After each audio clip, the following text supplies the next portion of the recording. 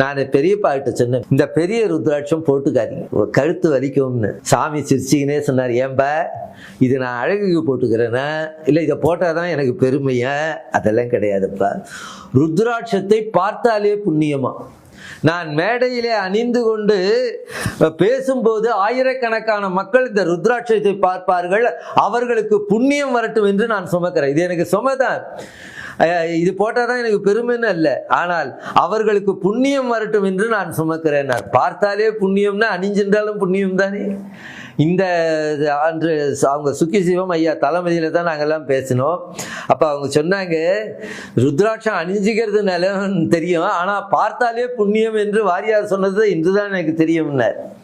அதுபோல ருத்ராட்சத்தை பார்த்தாலும் புண்ணியம். இன்னொன்று, அந்த ருத்ராட்சம் ருத்ரனுடைய அச்சம் கண்ணிலே நேபாளத்திலாம் அதிகமாக கிடைக்கும்.